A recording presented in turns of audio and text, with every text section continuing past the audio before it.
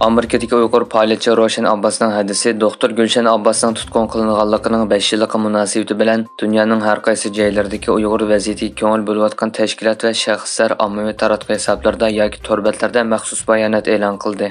Dunyo Uyg'ur qurultiyi bayonot e'lon qilib, Xitoydan Gulshan Abbosni qo'yib berishga chaqirdi. Turkiyadagi siyosiy partiyalardan yangidan Refah partiyasi, İYİ partiya va Kelajak partiyasining parlament a'zolari bu munosabat bilan bayonot e'lon qildi. Amerikaning Xitoyda turishliq bosh elchisi Nicholas Bornes 11 sentabr kuni Twitter, ya'ni hozirgi X'da uchur yo'llab, Gulshan Abbos va boshqa barliq tutqunlarni qo'yib berishga chaqirdi.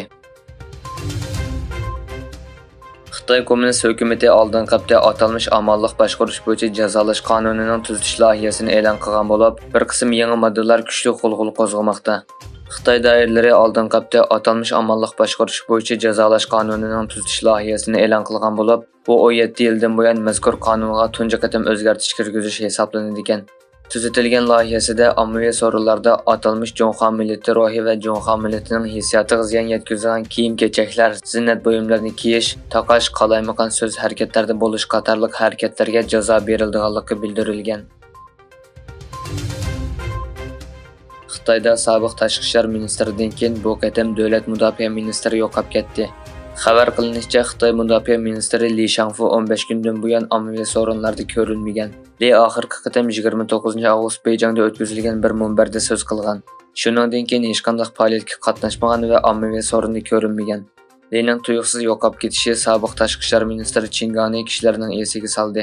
Bir oy yo'qolib ketgan Chingang keyin ministerlik vazifasidan olib tashlangan edi. Qozog'iston prezidenti Qosim-Jomart To'qayev Ostonada rasmiy ziyoratda bo'lgan Turkiya tashqi ishlar ministri Hakan Fidanni qabul qilgan. Ko'rishda To'qayev Turkiya Jumhuriyati qurilganligining 100 yillik munosabati bilan Ostonadagi bir ko'chaga Anadolu deb nom berganligini aytgan.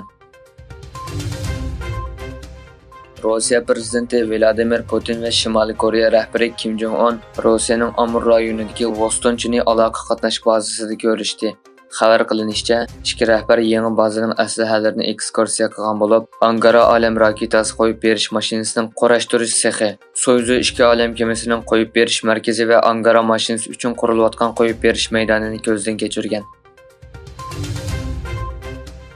Liviya davlat ittifoqi hukumati kelkin ofatida 6000 kishining qazo qilganligini, minglagan kishining yo'qolib ketganligini e'lon qildi.